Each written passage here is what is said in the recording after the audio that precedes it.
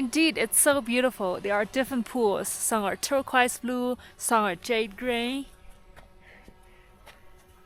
Wow. And at some point, the lake and the horizon, the sky become one.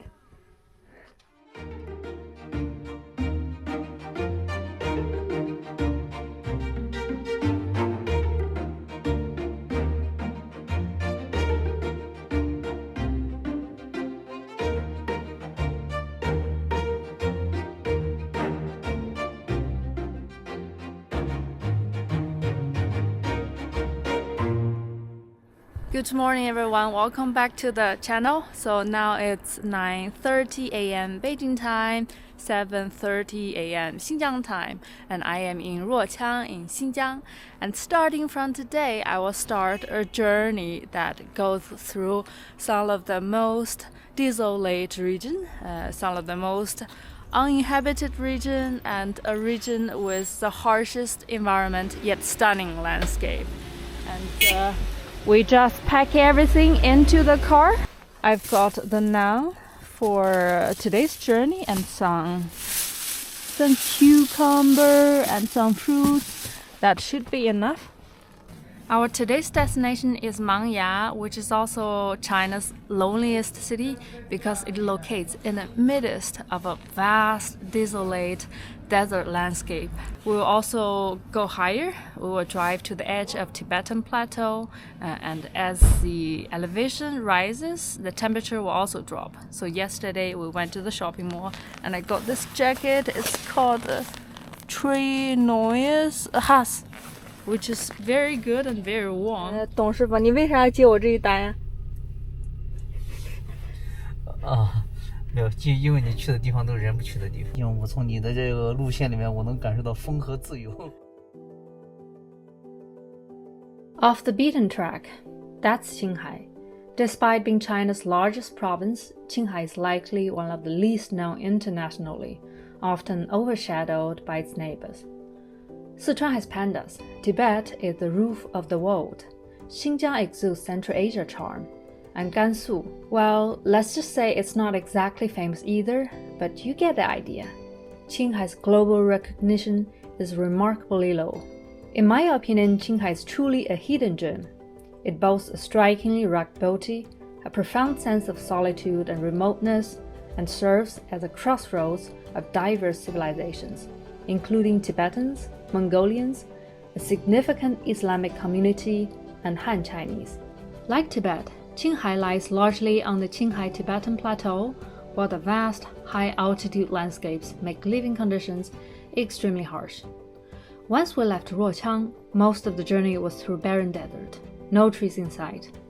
Yet, in the middle of this desolation, there is a city, Mangai, often referred to as China's most isolated city. Surrounded by uninhabited zones and deserts, Mangai is flanked by Hoxia to the south, the Altai Mountains to the west, Lopnur to the north, and the gateway to the Qaidam Basin to the east. The sole reason for the city's existence is its resources. Mangai is home to oil fields and numerous salt mines in the surrounding area. Mangai is much bigger than I thought. I didn't expect to see such a big city in the middle of the vast, desolate desert. So behind me, that's the activity center, and there is a hospital. I also see a cinema.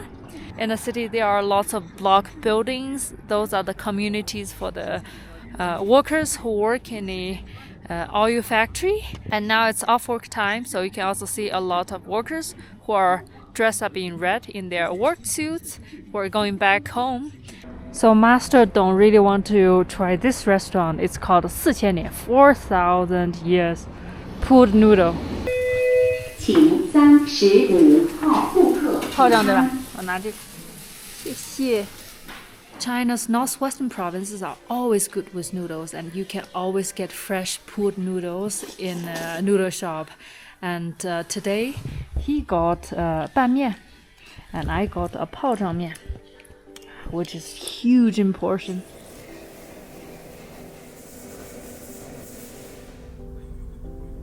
Life in Mangai is challenging. The plateau's harsh climate saps my energy, and no matter how much cream I apply, my skin still feels painfully dry. It's so dry in Xinjiang and Qinghai that I have to use a lot of cream and a lot of lip balm every day. That's my yesterday's hotel room, and it's 100 yuan per night. And Mangai has a Mongolian origin, and in Mongolian it means forehead somehow. So this is part of the Haixi Mongolian and Tibetan Autonomous Prefecture, indicating that there is a significant Mongolian and Tibetan population. So historically, this region has been under the influence of Tibetan kingdoms, of the Mongolian culture, as well as Chinese imperial dynasties. Mangai is also a very young city. Its modern history started in the 1950s when the oil reserve was found. And before that, there were only some nomads who lived on the pastoral land. And today, there are people from all over China. 你们是哪的？安徽，他是陕西。那你们在这边待多久了呀？今年第8年了。哇天，第8年。For breakfast, we got a donkey sandwich from a chef from Hebei Province. The bread is very crispy and it's layered. There is donkey meat. There is also green pepper in it. Despite being uninhabitable, the area is rich in mineral resources. The unique climate of the Qaidam Basin has turned it into a treasure trove, with colorful lakes containing high mineral content. 它为啥就是两边每个池子颜色不太一样呀？它里面的密度高低也有，水的深浅度，还有太阳光。哦，这边主要产什么矿呀？钾肥。哦，钾肥。氯化钾。来1号店。哎呀，它这地都硬硬的，这上面是盐吗？这个我们走的路都是盐。看着像水泥一样。We're in the middle of this emerald lake, 翡翠湖, and look at the road. It's so hard. And the road is so hard. He told me that's the salt. It's as hard as concrete. Wow, the salt rock.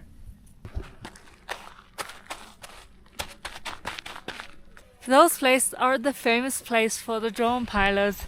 Look, 1, 2. It's so beautiful. There are different pools. Some are turquoise blue, some are jade green. Wow. And at some point, the lake and the horizon, the sky become one.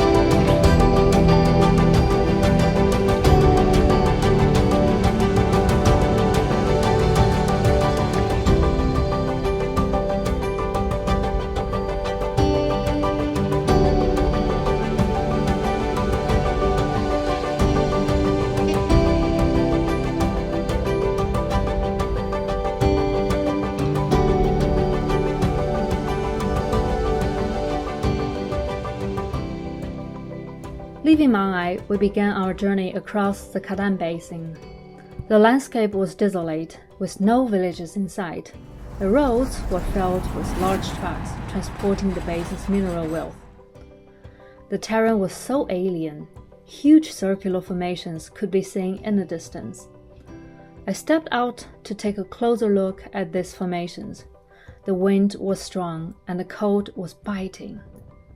Scattered around were bizarre-looking stones, surprisingly easy to break apart and almost transparent. This landform is so unique. From the drone I can see long stripes, the rings and circles, and the wind is also super strong, and it is exactly the wind erosion that create this unique landform.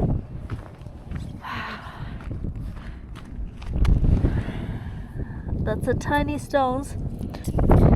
Long time ago, this used to be the lake basin, but now the wind is turning those bedrock into sand, into desert.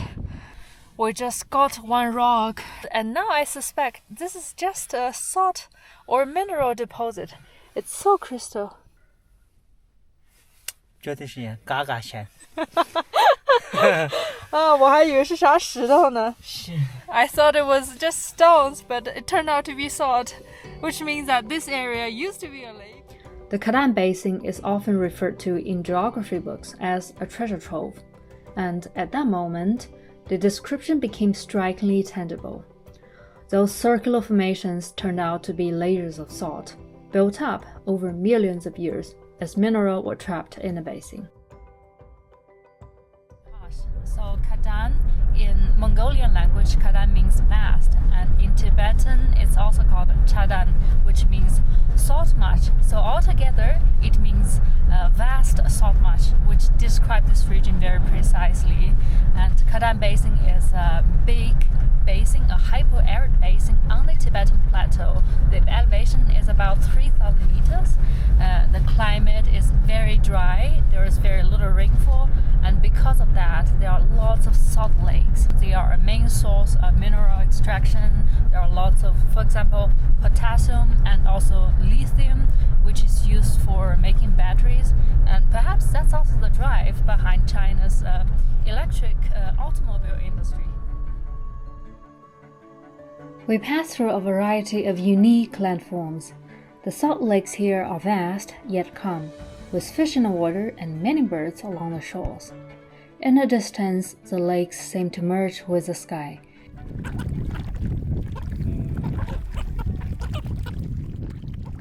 At this point, I really feel that I am in a movie, Truman's World. It feels like the edge of the world because the lake become one with the sky.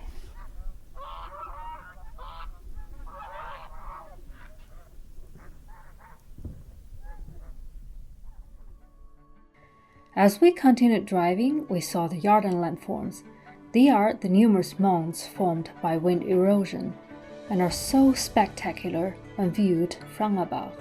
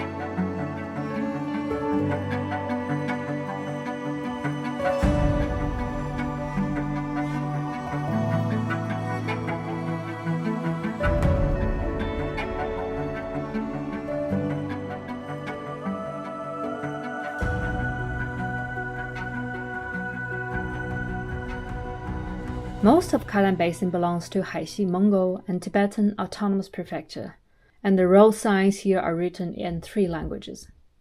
As we passed through a stretch of grasslands, my drone spotted a few Mongolian gazelles and a small house in the distance. Curious, we followed the tracks to take a closer look.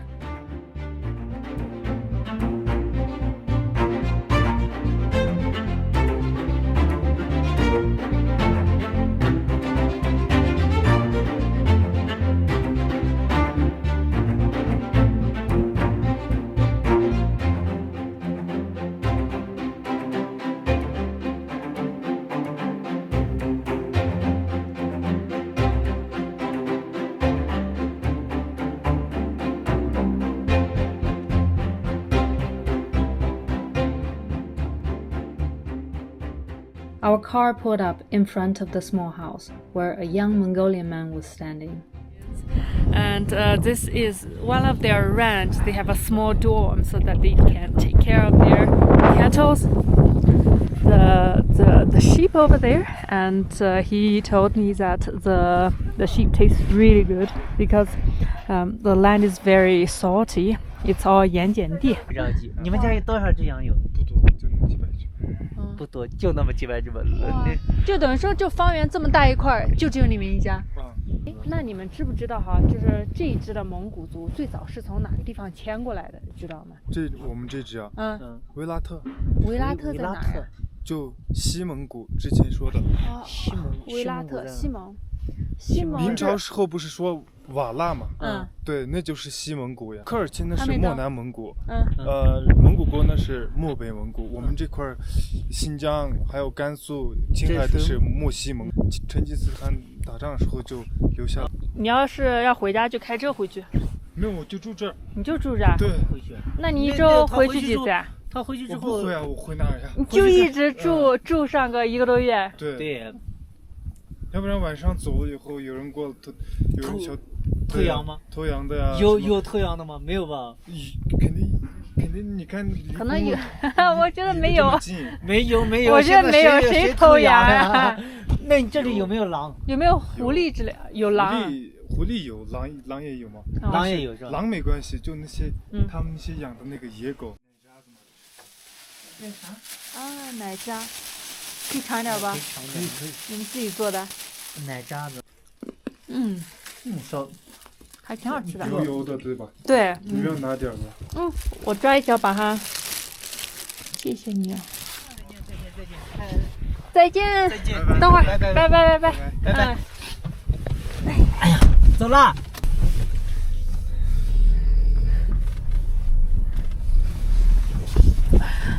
He said he'll be staying here for over a month and he hardly see any people except for his family who is living maybe 10 kilometers away, who come here to get him food and water. What I found pretty interesting is the distribution of their ranch and their 2 homes. Their main home is in Gormont, which is about 500 kilometers away. Can you imagine that? 500 or 400 kilometers away. And they have a second house which is provided by government in Mangai, which is also not very close to this ranch. After bidding farewell, we continued eastward, driving through the seemingly endless barren expanse. Along the way, we passed clusters of wind turbines resembling a forest.